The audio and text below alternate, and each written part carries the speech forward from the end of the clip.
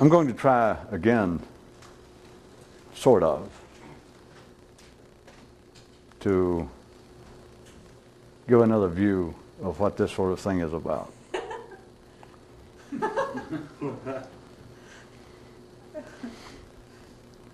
And I could stand here and consider two ways to go about it already. I'm going to do probably both, or try to. One would be to start off and ask the rhetorical question of how did man end up thinking about mysticism, to use that word for a second, of being such a mysterious sort of thing. Another one would be to start off again from ordinary life and to point out how you are surrounded every day by the reality of it. And I think I'll do the latter first.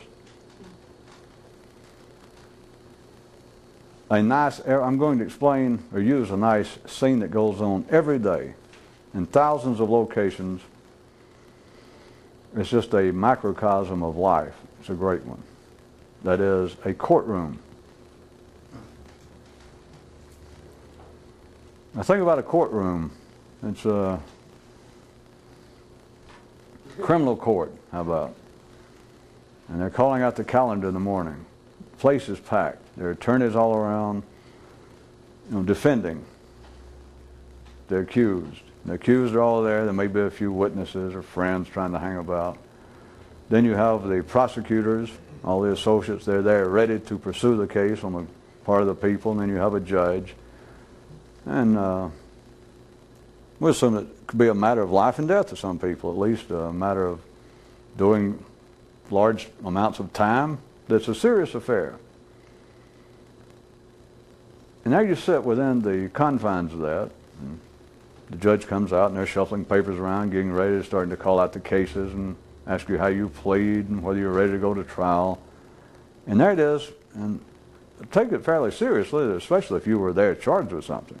But assume that everyone there is taking it as seriously as possible, the defendants particularly. And you look around the place,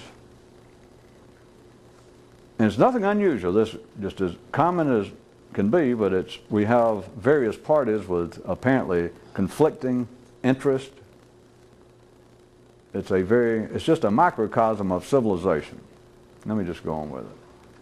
And you look around, there's nothing unusual going on, but if you can bring your attention under control, if you can stop it from just being diffused in the ordinary way, and you could just stop and observe the people. There's nothing unusual now, but I'm just going to use that to narrow it down to one big room full of people. Now we have, let's say, 200 people, 20 attorneys, 20 people from the prosecutor's office, the judge and his bailiff and the court reporter. Then you have all the defendants. And you look around, and again, take this seriously, that the people there involved, the attorneys, are making a living at it. The judge, who assumes taking this as seriously as possible, it's an elected office. He's got to... And the defendants, of course, sitting there, it's a matter of whether they're going to jail or going to have their lives probably wrecked. And you look around, and you would think, under these conditions, that surely you would have people there giving some real, sincere attention to what's going on.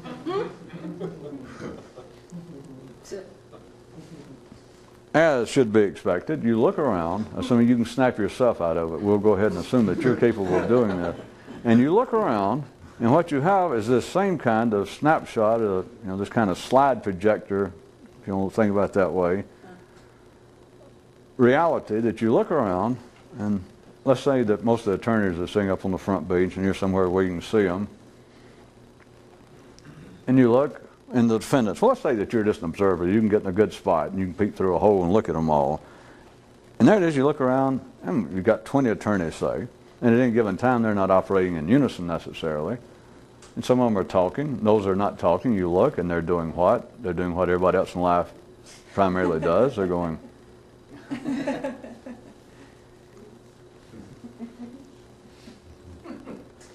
Or they might, it doesn't have to be that fast. You know how it goes. It could be a little faster, or it could be they can go.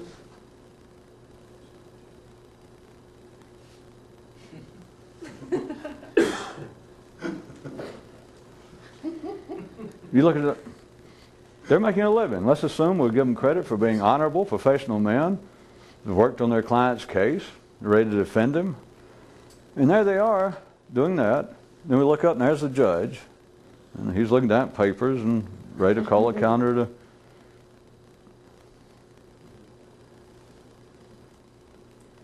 You go with the prosecutors, they're there, all ready to present the people's case, and they're flying through papers. And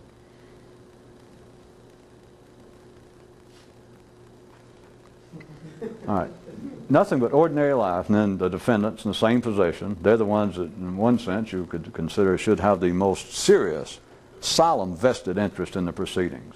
That their life, their freedom's at stake. Charged with, let's assume it's Superior Court or whatever it is in your state, felony court. They could be doing hard time. Yeah, they are, and you can see some of them nervous, and when they call names called, they can barely speak. But you look at them, and you think, here it is, somebody, they're facing an easy 20 years in prison. And so they've got to be, quite interested in what's going on here. And which they would say they are, but you look at them, they're going. In fact, very likely they're doing more of that, if it's possible, it's of no great consequence, than anyone else. The very ones that you would think, if anyone should be alert, and like, my God, what's going on here?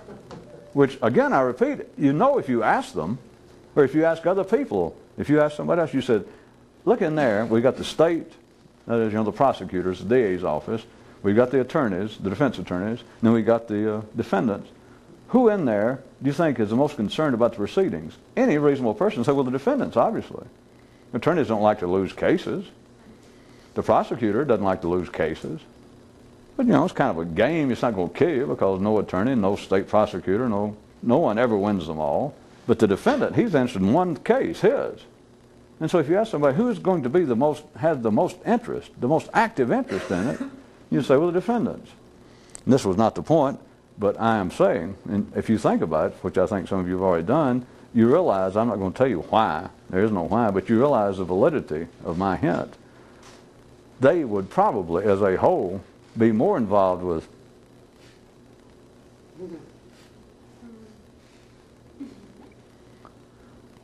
again, there's nothing unusual going on. But now consider that you're standing there looking at this one room. And the court hadn't quite settled down yet. They're just fixing to start, and you've got this activity going on, the judge looking at the calendar, the bailiff flourishing around trying to get order, the attorneys either talking amongst themselves or looking down at their papers, looking off. It's just life. And then all these defendants sitting back there, and them doing basically the same thing.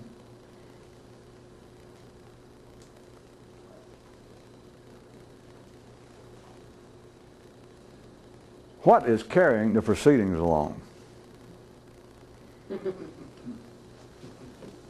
Now, ordinary views, psychiatrists, sociologists, ordinary people, if they would give you enough attention to respond to such a question, if you'd say, what's carrying the proceedings along? They would say, well, the participants. I mean, what carries human life along? What carries human activities along? Humans. I mean, what's the question? And if I tried to get them to consider, well, I'm getting you to consider, we say that humans are carrying along human activities. There are no animals. It's not a circus. It's not a zoo there in the courtroom. There's nothing but humans. Only humans allowed. It's only human business. They're not in there trying dogs and cats. They're not in there finding out whether a tree has been drunk in public. It's nothing but human affairs. There's nothing resembling it outside of human affairs. It is a beautiful example of civilization. So it is a completely invented world based only on human affairs, only with human concerns. Dogs do not sue humans. Cats do not claim that they've been misused by their master. They can't try and bring criminal charges against their master. It's nothing but humans is the point. There's nothing any more strictly a human affair than that courtroom. And so if you ask yourself, or if I ask you rhetorically to start with, what is carrying this along? Well, let me go back to my ordinary person. They would say, well, humans. I mean, what are you getting at? And if I say, well, look at it.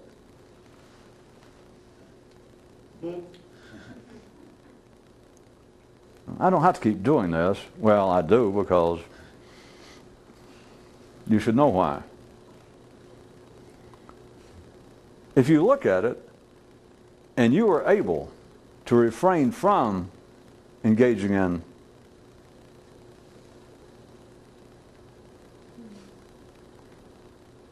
that, if you could just stop that kind of diffusion and you could turn on your own consciousness to that one scene, your own attention, in a kind of unbiased, non-thinking, non-verbal manner, and just looked at it, what was going on, while still having, in a degree, your wits about you enough that I could ask you a question. And I said, now look at it. Is it humans carrying this affair on? There's none but humans in that room. Nothing but humans. The only thing they're discussing is things that humans have done. That's the only thing that these humans are charged with. That's the only reason all these humans are here, are because of human affairs. But if you look at it, how are you going to say, I might try to slip it up first and say, how are you going to say that it's much of a, in concert, to look at everybody involved, how can you say that this whole thing is a conscious human endeavor at any particular moment? If we just freeze, if we look at there in the room and we could freeze it into a one frame, and it was large enough that we could see each person there, and you get good enough, which you can normally do, that you can look at a photograph you never thought about, and you can see somebody going. It's according to the depths, but it's quite easy if you never notice in certain photographs. Just of ordinary people or the president or anybody, they'll catch a photograph of somebody, and when they are really gone, it even shows up on a camera. It has to do with the eyes is the main thing that gives it away. But of seeing somebody, they can catch the president or the governor, or anybody that's newsworthy to them make a photograph of. And you can see him maybe answering a question, or he just answered a question, or just walked out of the White House. And he's just sort of semi-alert, just like an ordinary person. But then they can catch him another time, take a photograph, that maybe somebody just asked a question, or he's shuffling the papers about to speak. The cameras hadn't started yet.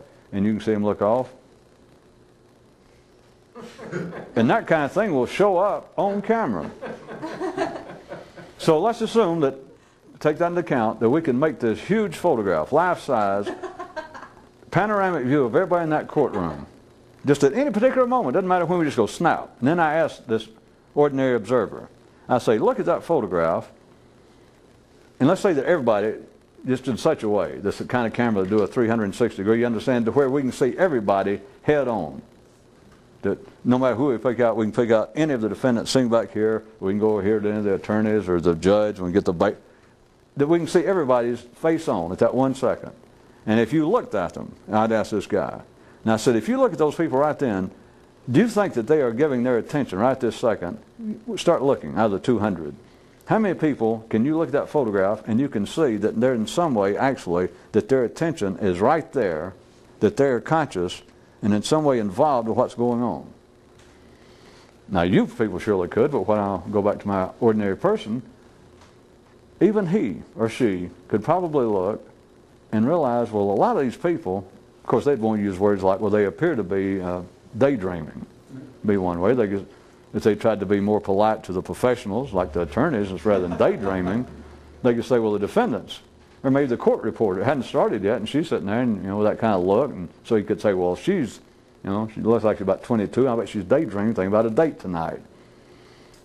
You could figure all kinds of things, and you could look around at some defendants, and you say, well, they're kind of daydreaming because they're probably worried. I mean, hell, I don't blame them. Some of those people there are facing large, very inconvenient sentence potentials. And so it's no doubt you see some of them going, like, what have I done? And that kind of stuff. So they might say, well, it's kind of daydreams. And then they might look around at the attorneys or the judge or somebody, and prosecutors, and they might try and up the rhetorical stakes a bit. They might try to say, well, I know what you're talking about because I look over there and let's say there's 20 attorneys sitting there along the wall, and 2 or 3 of them engage in conversation. And when you're engaged in conversation, usually your face very likely is animated enough that it does not reveal that you're consciously out to lunch. So out of the 20, there could be 4 or 5. One's laughing, somebody just told a joke, and you can see a kind of animation. But out of the 20, let's say, that the guy'd look and he would say, well, all right, there's a good 12 of those are in that, what you're talking about, that they don't really, at that 1 second, that they don't really seem to be there mentally. And they might try to come up with another word rather than daydream if they were real sophisticated people, as opposed to the hangers-on or the defendants daydreaming, worried about what may happen. They might try to say, well, I'm sure some of these men, I mean, they've been probably working all night, or could have, if you know anything about working up cases, and they're really concerned about their client, and this could be a big case for them. And so some of them are sort of looking off, but they could be actually trying to reflect, trying to run through and, have I crossed all the T's? Have I done all the research? Have I done everything possible? Do I know how I'm going to move this case along? You could say that. But the point is, if you look at any snapshot, you look around, and as far as consciously being there, it's just no secret. At any particular moment, out of those 200 people, the majority of them, the vast majority, at any particular second, are not consciously there, in the sense that if we had a lion actually there, a lion that was not sleeping. Lions sleep as much as some people, but we won't go into that. But if we dropped a lion in there, or a dog that was, he would be conscious in a non-conscious way. That is, he is alert because there is no internal reflection. But if you try and then move that, as I've done to try to get you to see the finally fallacious comparison once it's taken too far, but between that kind of consciousness of just being alert, that you are not internally, that you have not imploded upon yourself mentally, then if you look around, the vast majority of the people have taken a short nap. They've taken a short walk. They've gone. Remember, I said I started to start this off from the other end about why has mysticism had such a kind of mysterious kind of reputation. Why has it turned into all kinds of praying to gods and meditating and burning incense, or hanging yourself physically on a cross, or torturing yourself? But since I didn't, I'll go back to where we were. But why did you bring it up? You know why I did. Oh, it's one of them hints. Oh. Okay, yeah. That's it.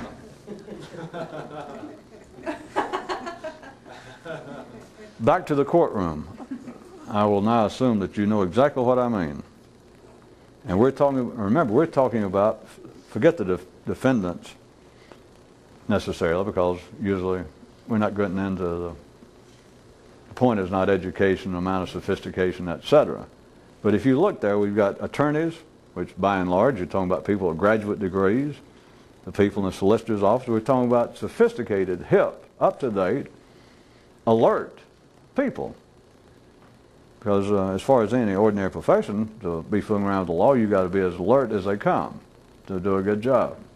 And so you would think, well, here it is, kind of, again, kind of a small scale of civilization. You've got plenty of non-compos mentis, almost illiterate, barely coherent people there as defendants.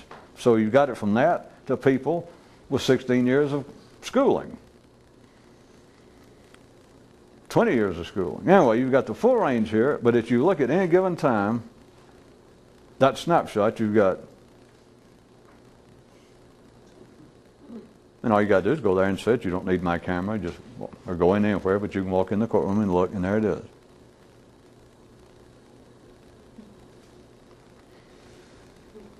Bang the gavel, and the thing begins to proceed. In the coming hours, people are sentenced to jail. People are fined amounts of money that they cannot possibly pay. People are released.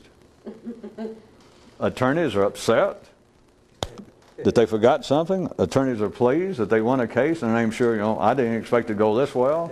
You've got a full. You've got Shakespeare, Dickens, Balzac. You've got him from top to bottom. Don't forget Euripides. Okay. It's an old joke, but he was an old Greek. So, you look, and the thing, we're not getting any kind of comment about how smoothly and equitably the wheels of justice turn. That's not it. If you look and the day gets through, they start finally at 9 o'clock, and by 4 o'clock, 5 that afternoon, much has been accomplished. People have been sent to jail. People have been found not guilty. People have cried. People have collapsed. They've fainted. Attorneys made large sums of money. Attorneys got stiffed. The judge has been insulted. Just all sorts of... You've had the whole thing happen there. And who did it? To be charitable. And we're all a part of it. If you're on this planet. So you know it's not a criticism. You people know by now that if you look there continually, I called it one snapshot to get us going, but just turn around and look. Just keep looking, and it's every second. It just shifts. Out of the 200, 180 right now are zombies, and then the next second, some of those still are, but you understand it keeps shifting. And within 2 minutes later, you might have a complete,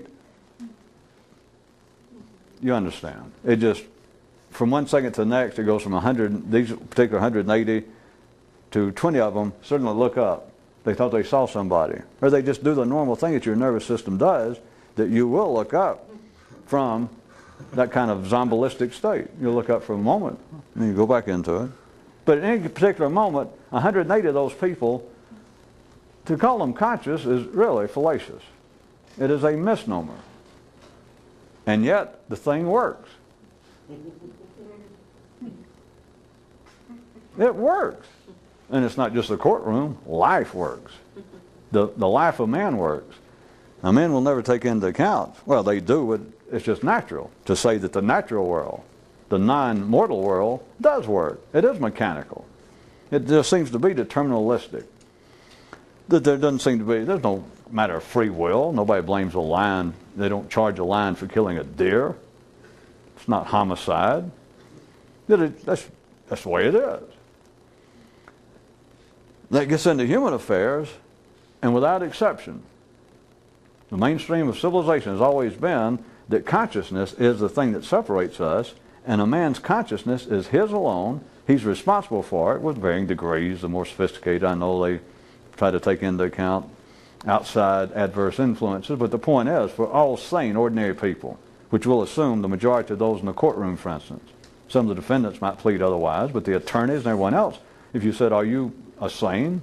You're not an alcoholic or mentally deranged? You're a sane, educated, professional, competent person? They all go, yes, best I can. But there is no difference.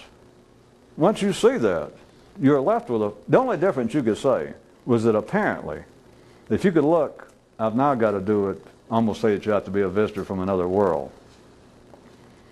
But do your best.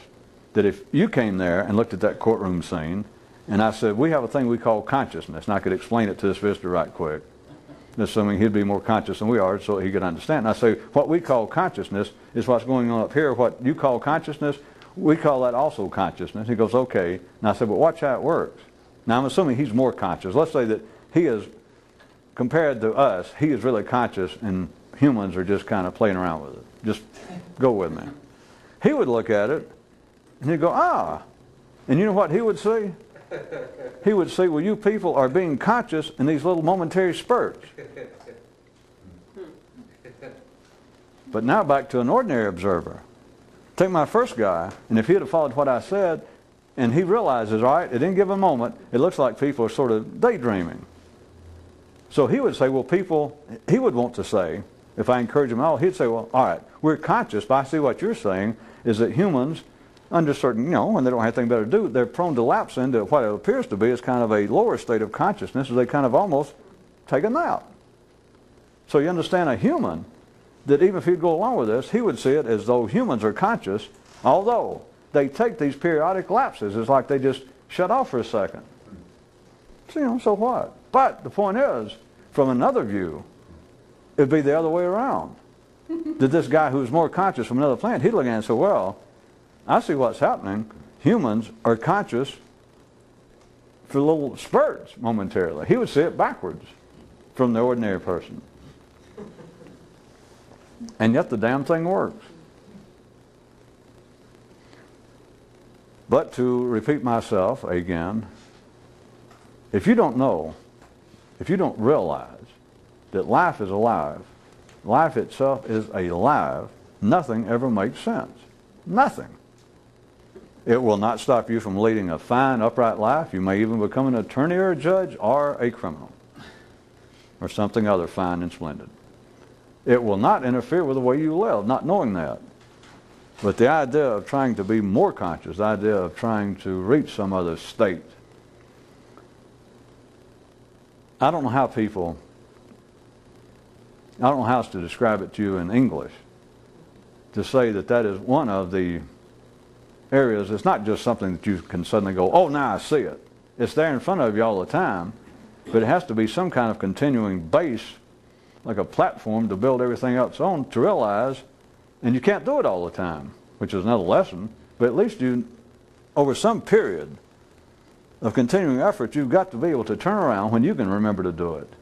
And to be sitting there in a courtroom, to be sitting in a restaurant, just a madhouse at dinner time, lunchtime, waitresses running, bartenders, waiters, the cooks hollering, the maitre d', all the people at the tables, and it almost looks like a madhouse, and yet, by and large, the damn thing works.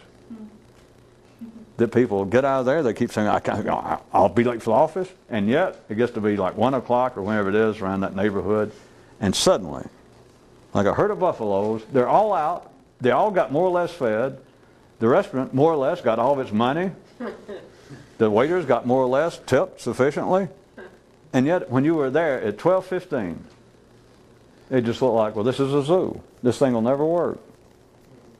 And it works. And when you start trying to analyze, when people start all these great spiritual or philosophical questions about, it's always the same old ones when people start trying to think about why is life like it is, or they always want to begin to whine, which is natural, about why is life unjust? Why did I lose my business? Why did my mother die at an early age? Why did so-and-so happen? How can this be? How can I be mistreated? How can I be arrested unjustly? How can I be accused by other people, not just courts necessarily, but how can I be accused by my fellow man and ridiculed, and it's undeserved? That's all on the basis that you do not understand that life's alive and people are just a byproduct of it. People are just an outlet of life being alive. It is so plain. That's why I started to operate from the other end, to say, how is it that we have come to think of mysticism as being such a spooky, a hidden thing of old men in caves? And then get around to this to say, wait a minute, there is no spookiness until you can look around at an everyday affair, to walk down to the courthouse or into a restaurant and look around and realize, this is spooky. These people down here are playing matters of life and death. Let's go back to the courtroom instead of the restaurant, because then we're going to get into ptomaine poisoning. Let's go back to the courtroom, and you think, well, here it is, matters literally of life and death, freedom or imprisonment, and you look around, and the people, speaking consciously, it's all you can do to see any consciousness there. I mean, it's here for a second. The judge says, Fred Doe. And Fred Doe jumps up, and his attorney goes to Fred Doe. He realizes, that's my client. He says, we're ready, Your Honor, I represent Mr. Doe. But just before he did that, the attorney's sitting there. The defendant's back there in his place. So if you, I keep doing this, but you also are aware of the fact that you can't get ordinary people to look at that. You couldn't get, if you were nothing but ordinary mind, I couldn't get you to look at it. Because you can get people to look at it and say, look at people, look at attorneys. I can start this whole example, and I say, here are people fooling around with matters of life and death, and there's a guy's attorney. We're outside, in some magical way, and I'm pointing this out to the guy. I said, there's a guy's attorney. He is in a capital murder case, and they're about to call it up. And look at his attorney. His attorney's sitting there, and here's a man, one of the highest paid in the city. And look at him. And this ordinary guy would look, and he'd go, so? It'd be like trying to take someone with yellow jaundice and to point out to them that the snow's turned yellow. Yellow jaundice supposedly be that their eyesight. Maybe that wouldn't have. I did one a few weeks back, if you recall. Nobody remembers? About canaries in a lemon storm? I'll go back and do it one more time. You understand, if I had this ordinary person, I said, look down here, there's the president, there's the pope, there's your rabbi, your priest, there's a judge. They're about to, it's matters of life and death as far as humans are concerned. And look at that guy. Look at him right this second. You call him conscious. And the guy I just pointed this out to. So I'm playing the guy we're looking at. So now I turn to the guy that I'm pointing this out to. Just make sure you got it. And this guy goes, and he's looking at it, what I'm pointing at, and he goes, so? It's not irony. It's not sarcasm. It explains it. That if that's the only way humans, that this person, if that's the only consciousness they have, you cannot point out any flaw in that consciousness. All right? In a world where everybody's one-eyed, you can't turn around to the one-eyed people and say, do you realize something wrong? Everybody here only has one eye. And the guy I'm saying it to is one of them. And he looks actually like, so? That's what you're faced with. Now, I don't mean, now, somebody, me or you, faced with getting other people to see that. It's what you're faced with.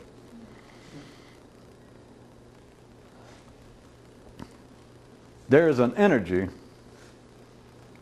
that everybody knows. They've named it everything in the damn world except energy. And I notice that some New Agers are saying, well, it's energy. So I guess I have to change it to fluff or something. Well, energy is the best word. But it's the life of life, as I used to call it. But let's go back to the courtroom. There's an energy, not only running all of life, but let's just narrow it down to that courtroom. I assume you see, without me having to keep pointing until I hurt the air out here and it gets mad, that if you stand aside and look at that courtroom and look at what's going on, you cannot, with any sincerity to yourself, you cannot call that a collective conscious activity. You cannot. You look at it, especially if you're there. But anyway, if you look at it, if you were this outside observer that you could refrain from some period of time from operating at that level, and you looked at it, you simply could not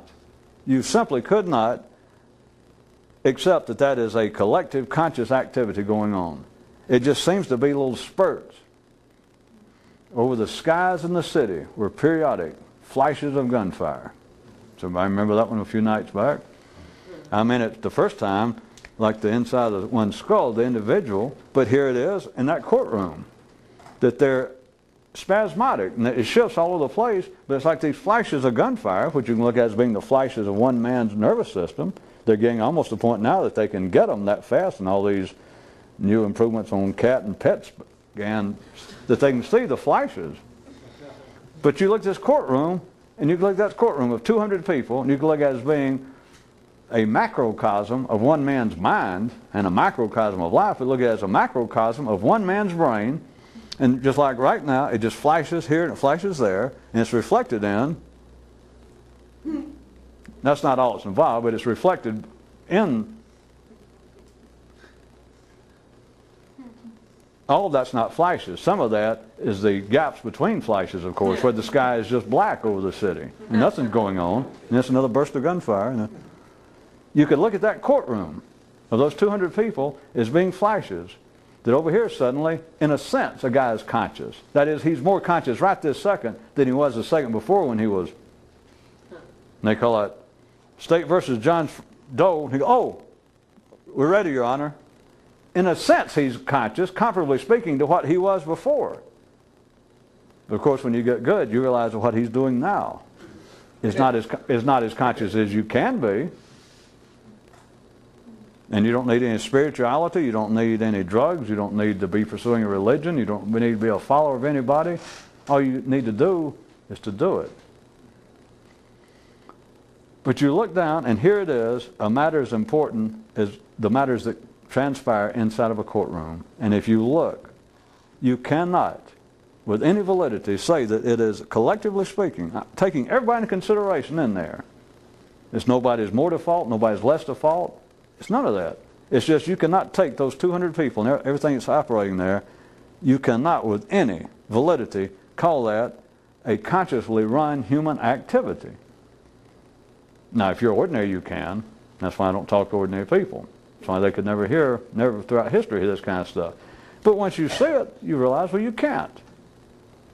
Of course, you also realize I can be right there, or I can listen to you talk about it and be part of it, because something you just said, I hesitate a second, or I don't even have to hesitate. And if you'll look inside of you, whether you physically do it or not, I can see it going on all the time. It doesn't take any magic. That inside of you go. Then you're back listening. Well, because some things get your attention, you got to stop and think about them. I know. So you look down, or you look out, and you realize you cannot call what's going on in life any sort of continuous. It does not warrant any description of all of human life being any sort of collective conscious endeavor. Not when you look at people. Not when you look at you. We'll get to that in a minute. That's the yucky part. I know we don't ever like to talk about that.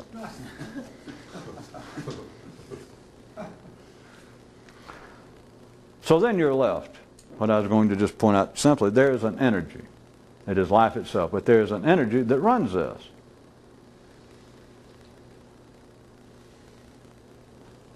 Now let's take the second part, the other potential that I could have used as the intro, which I may have already spoiled it for you now.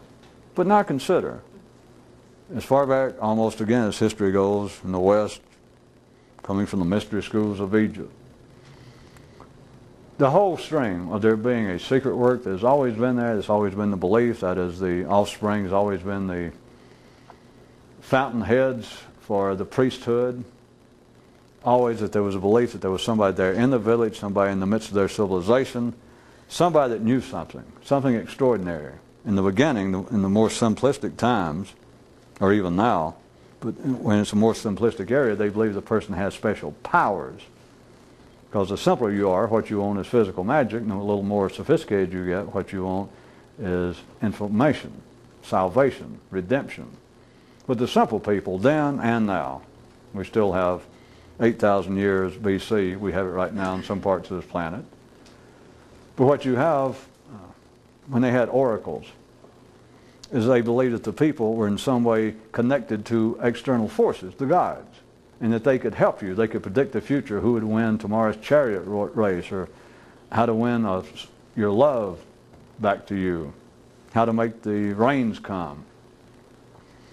But the point was, men have always believed that there was some other human in their midst that was unusual.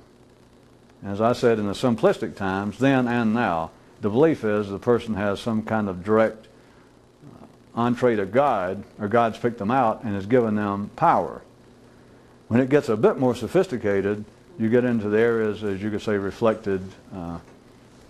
Take just Greece for an offhand example, that you had both the oracles still going on, according to history, that those who apparently could divine the future, could cast spells, in other words, do simple shit magic. That kind of shamanistic, hocus pocus, got my mojo working. But simultaneously with that, you could look at the representation metaphorically of a Socrates, of him dragging the human psyche, the human mind at that time, up to a level of trying to make it look at the next level where talk becomes very important. Talk as opposed to spells. That now, other than men just worried about how can I win my love back, now Socrates hanging around these people, these poets and these more sophisticated people that were now not just involved with how to win my love back, but now they become involved with trying to consider what is love.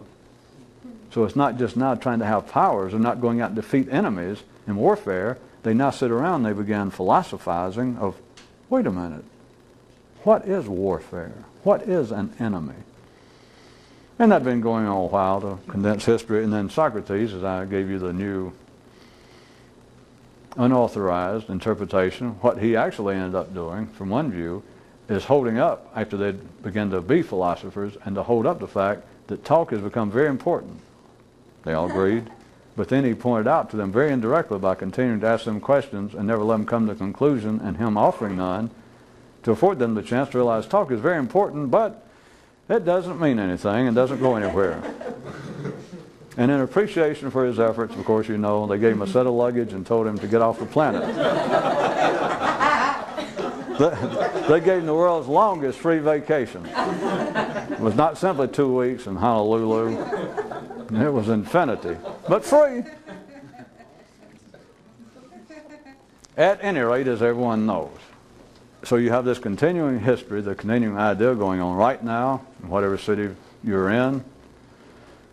People meditating, people praying, people besides the mainstream religion, I'm getting there, is that consider themselves a little more specifically involved in some activity to try and encourage their own development. But in most cases, the people are still tied down to the idea that it's in some way to please the guides. They can change the name of God, and they can say, well, I no longer call him Jehovah because I left Judaism and I now call it something else. It is still, when you appeal, when you believe that the connection to something superior is outside of you, it is still religion. It is still simplistic. There's one reason they keep changing the names, because it sounds as though it is becoming more sophisticated. It sounds as though now that you can take simplistic ideas, and if you keep changing the name or move it from a 3-syllable word or 1 syllable like God, which that's real easy, and you turn it into something longer, some kind of transcendental mortification, cosmic non-personal energy, or whatever they would call it. Somebody's always come up with a new name, and it's still God. That is, it's still, I don't know what we're doing. That is, they still will not look at the fact, or they still cannot look at the fact, that this thing is alive. There's no need to look anywhere else. This thing is alive. It's not a theory.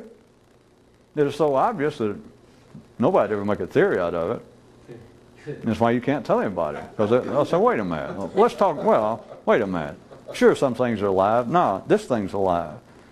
But see, you can't realize that until you are able to make the kind of observations, the kind of realizations I was using in my example of the courtroom, to look around, and that things that are of deadly solemnity in life and importance to people, they are as helpless as a gazelle by a lion's watering hole.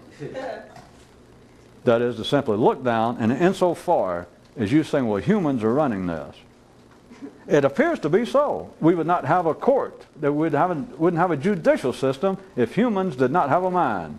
How true. Humans are running it. They set it up. Humans designed, a human drew the blueprints for this courthouse itself. I know that. Humans discovered how to use electricity, to domesticate it. That's the only reason we have lights in the courtroom. I understand that. It's the only reason we can air condition it. I understand that. Humans built it. They made the furniture. I understand that. At the courtroom, the court today would not be going on until a human, the judge walks in and says, this court is now in session. A human's doing that. And there is no answer to that if that's what people believe, until you see. Again, you can get dirty and see it in yourself simultaneously and really get the supreme yucks. But you look around, and it's not just you. No one on this planet is any more conscious than you are at your worst, assuming you're just mainstream America or mainstream Earth. But there it is. Presidents, people are signing declarations of war. Countries are going to war together. Judges are sending people away, and the state's prosecuting a guy on a charge, going to end him up spending half his life in jail. All these things. People are turning over half their estate to a church, to a priest. All these things of supreme importance, it would appear, are going on. And all you got to do is look, and it's not people doing it. They're physically doing it. But physically doing it is not what humans call the world of humanity, the mortal world. The mortal world is distinguished by the one thing, that we are the ones who can draw blueprints, that we can come up with a concept of justice rather than just an eye for an eye, just a blind physical retaliation. That won't do. We can't live that way, that each person trying to extract his own personal revenge. We can't do it. We'll band together and decide that we'll form our own government. We call it the people, the state. And we'll let one person represent us, and we'll collectively extract revenge. Plus, I can't be doing it. I don't have time to do it. And if we keep doing it, if I kill the guy's brother who killed my brother, then his uncle's going to come kill me. Then my uncle's going to go kill his uncle. Then my aunt will get a butcher knife. We can't do this. And so from all appearances you say, well, humans are doing it. And we can just sing the praises of humans. Or the ordinary mind can say, well, what the hell are you getting at? The life of humanity is run by humans. Who else is it run by? Yeah, if you don't look. Yeah.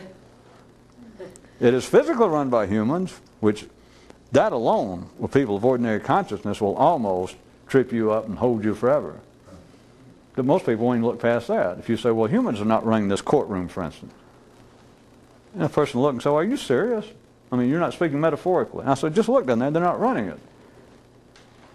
People coming in and out, the bailiff, saying, order in the court, here comes the judge, comes in, they call a guy's name, he stands up, and it says, the state ready? The district attorney stands up, the state's ready, Your Honor, starts reading the paper, the charges against him, the reporters start taking notes.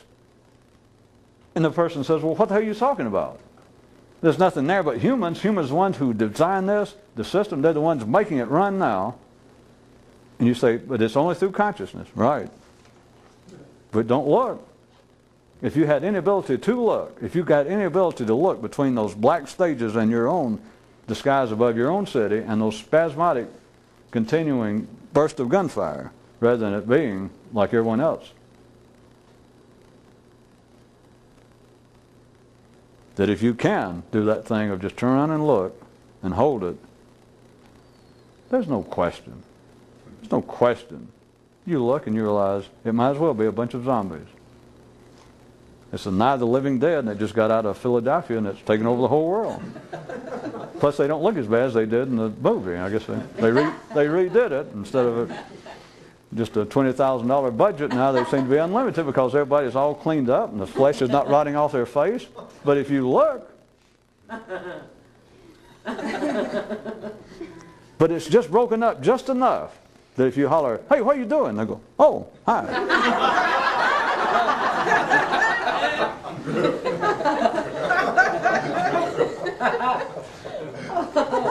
Of course, then the kicker to that is, forget you and somebody else of them doing that. Now think of that as being your own consciousness.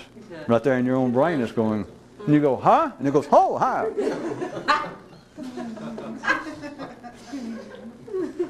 But as we all know, life's alive, and life is more alive than you are, and life is bigger than you are. And as soon as it does that, it goes, oh, hi. And just a second later, you look off, and it's back to...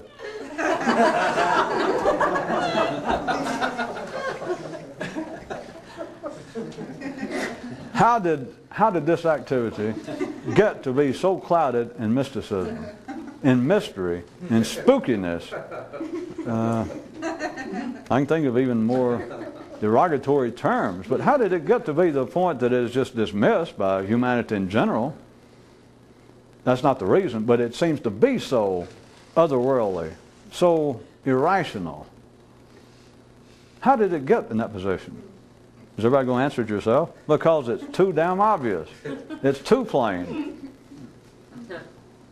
It didn't hurt it, because those who are going to discover it, you'll walk through minefields, you could follow a small handful of nutcases and smoke screens and bomb throwers and would-be tango dancers, but a real would-be mystic will finally get through it some way.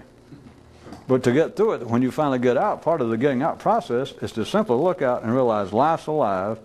And when you realize that in your own way, there's nothing at that level to say anymore. There's no possible form of criticism. There's nothing else to distract you out there other than when you go back to, then you're always right back there with the rest of them. But I'm saying if you could hold the non-zombie state at that moment, or for as long as you can hold it, there is simply nothing to criticize. There's nothing to say. It's not a theory anymore. It's not you then trying to pursue some religious or some religion's idea about, well, blessed are those who forgive, or it's up to God to judge, or whatever the nice sounding phrase is. You can now do it. And you don't even try. Because you realize life's doing this. Well, you don't realize. I'm not going to tell you what you realize. It's just there's no more any comment to be made about life. Then you got one comment, and one comment alone. You're then with Buddha and Muhammad and everybody else. It's goddamn, if I go back to zombieing again, I'm going to kill myself. And you know. Somebody, I got the right, isn't it Night of the Living Dead? Wasn't that cheap thing? The zombies just kept coming, they came out of the ground, and they just finally tear this house. They just keep coming through, and they beat them down, they chop off their arms, and they slam doors. And they're not making faces. It's just these people, these dead bodies, and they just keep putting their hands through the windows trying to get the hero and the heroine. And every time they'll beat off arms or knock them down, they just seem to fall apart. There's some more right behind them. They don't show any great passion. They're like, but they just relentless. There's just no end to it. That is human consciousness. It's a normal state. And so, the idea of Buddhahood or enlightenment is really something besides just this effort. But when you realize what it is, and you can at least stop it there momentarily, that you've had enough experience, and you know that if this is not enlightenment, I'll take it. Because by God, this will do until the real thing comes along. If I can hold this right now, I'll be satisfied. Every person that's ever done this has walked that same road, no matter what they call it. But there you are, and you realize you don't need any more fancy explanations. You've got the night of the living dead, the night of the living human, the light of the ordinary human. The night is right there because you've got, it just goes on constantly, that you can be conscious in another way right this second with no appeals to any outside force as far as what seems to be all the problems going on in the city court, as far as all the problems that are human. At that moment, they are gone. There is no more problem. Anything that qualifies as a human problem, we're forgetting death. We're marking that out. The things that are strictly human, which are the very things that are, if you move above the most simplistic religion, is what they're always talking about. Here's what you should do. Love your neighbor. Not physically love, of course, but to love your neighbor, to tolerate your neighbor, etc. And no one can do it. They all say, well, it sounds right, we should do it, but none of us can. You can sit right there and you can do it. You don't think about it. Because the point is, it's not your intention to love everybody, but after that, the point is you have turned everything loose. You realize there's nothing to love or hate. I've been dealing with the wrong crowd. I've been fooling around with minions. All I've been doing is hanging around. No. It's menas. We're all menas. This is nothing. But you are then a Jew and a Christian, a Muslim, etc. You can do it all because it is all just dropped away. And that's why I say that once you get past the point that you can hold it over just momentary seconds, which as some of you know can take many, many, many, many, many, many years. And you think, well, I know what to do. Right? I know some of you still worry about, well, is that actually enlightenment? Worry about that later. You get to where you can be non-zombie indefinitely. Get to where you can just keep your attention from falling into the hands of the night of the living dead. Get to where you can do that as long as you want to, and then see if you have any question about what it is. And most of you will assume don't, because you know, well, if this is not enlightenment, if I could just hold this state, I'll take it. Why has it become so shrouded? Why does it have such even the term itself? Of course, in the dictionary, the actual definition, even in English, is not all that bad, but mysticism. It just gives people, most ordinary, sane, educated people, the shivers. Ooh, get away. Because they figured, hey, man, now you're going to rip off your suit, and underneath you actually have a robe, and you're going to paint funny things on your forehead and ask them for money or to take a tract. Why has it fallen in, or why has it become to be considered such an exotic, such an absolutely otherworldly, such a specialized, that just has to be, even if there's any validity to it, it's just some kind of a few people here and there, and they're either probably a little mentally imbalanced, or if there is a God or some kind of spirits, maybe they are in touch, but what's that got to do with ordinary life? You mean besides everything? Yeah, besides that.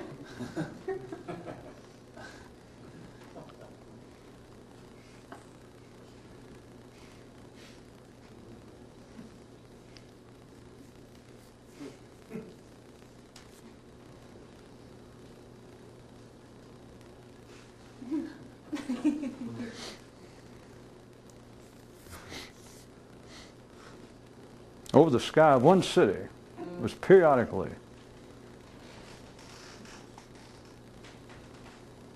blast of gunfire, first here, then there. And when asked, all the people down below said, "Oh, I did that. I did that."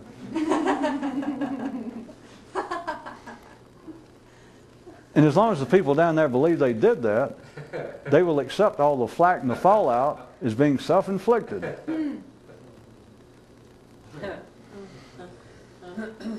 You've heard of alligator tears? Under those conditions, what you're shedding is alligator blood. You're suffering over things that has no validity unless you take it personally. And if you do not realize that life itself is alive, you've got no choice.